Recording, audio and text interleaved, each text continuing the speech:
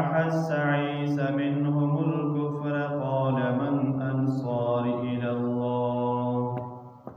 قال الحواريون نحن أنصار الله. سورة آل عمران شروع مخکې ایتونو کې الله رب العزت د عیسی علیه السلام د پیدا کېدو تصدیق د مخکې کتابونو او همدارنګې د بیبي مریم د عیسی علیه السلام پیدا کېدو واقعه بیان شو. مختصر دي ځکه نور شرطونو کې تفصیلي ذکر دی او خبره دې ته راغلې وه چې حضرت عیسی علیه السلام خپل قوم ته دا خبره وکړه چې کله د عیسی علیه السلام ته خلکو د خدایي درجه ورکړه او منکر شو د الله تعالی د وحدانیت نه.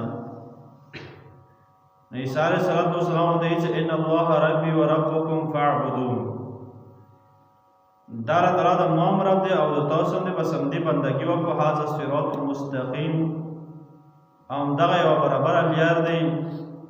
چې کوم څه الله تعالی راستولی بس دې باندې عمل وکړو او همدغه کلک ونیسو. نو چې کله عیسی علیه السلام ته دا خبره معلومه شوله چې دا خلک کمکل دي او دوی ایمان نه راوړي، نو دا خبره کوي قوم ته من انصاري الی الله، د ما سره د الله تعالی د دین امدادیان څوک شي چې ما سره د الله تعالی دین مخکې بوځي. نو دا کوم حواری اصل کې حواری یلی شي سپین ده،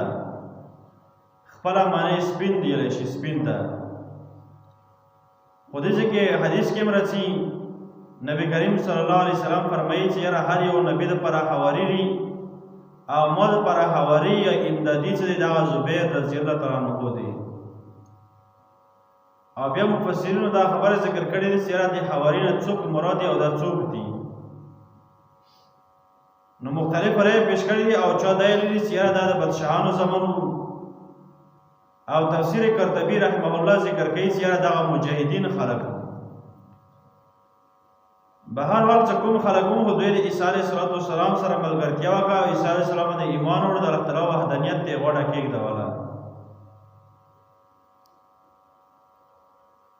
فلما احس عیسی منهم الکفر،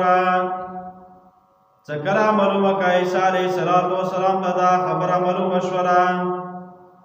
چې یاره داونه دا خبره معلومه شوه چې دا کافر دی او کفر خبرې کوي.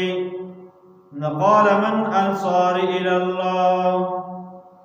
دعوت نه پس بیا دا خبره کوي چې ما سره اوس د الله تعالی د دین امدادي به څوک شي چې ما سره د الله تعالی د دین مخکې بوځي او خلکو ته وسه ورسوي. دا د کوم د دعوت تبلیغ محنت دی. قال الحواریون نحن انصار الله، ویلو دا خلکو مخلصینو خلکو. بعض مفسرین دا معنا کړی چې حواری هغه چاته ویلی شي چې هغه اخلاص والا خلک وي، ځکه چې ریا نه وي، تکبر نه وي، خالص د الله تعالی عبادت والا خلک وي چې مونږ د الله تعالی د مو بندګي قبوله کړي. نه دا خلکو ویلو چې نحن انصار الله، مو د الله تعالی د دین امداد کوم، یعنی مطلب د الله تعالی دین قبلوم او نور خلکو ته مرسوم. آمنا بالله، او ایمان وړم پر الله تعالی باندې، واشهد بأننا مسلمون، او دا خبره عیسی علیه السلام ته کوي چې ته ګواه شه په دې خبرې باندې بأننا مسلمون، یقینا مو ایمان وړونکي یا مسلمانان خلک یو. ربنا آمنا بما انزلت، اې د مربا مو ایمان وړی په هغه څه باندې چې کوم تا نازل کړی دی، یعنی تا کوم کتاب آسمانی کتاب عیسی علیه السلام ته ورکړی دی، انجیل دی، په دې باندې هم ایمان دی. او همدارنګې عیسی علیه السلام باندې مو ایمان دی او د تا په وحدانیت باندې هم ایمان دی. واتبعنا الرسول، او متبدری کوم د دې پیغمبر والا. نو فاکتبنا مع الشاهدین، او د مو ولی کاده او خلکو سره چې هغه د ګواهي کوونکي نه وي مطلب چې هغه خلک چې هغه په دې خبرې ګواهي چې د الله تعالی یو دی او پیغمبر د الله تعالی دا راغلی د الله تعالی طرفه او دا حق دی د الله تعالی وحدانیت خلکو ته رسوي نو دې آیت موږ دا سبق ملو شو چې دا کوم دا د تبلیغ مهنت د انبیاء کرامو کړی دی او دا د انبیاء علیه السلام د سنت دی او کوم سړی چې کلمه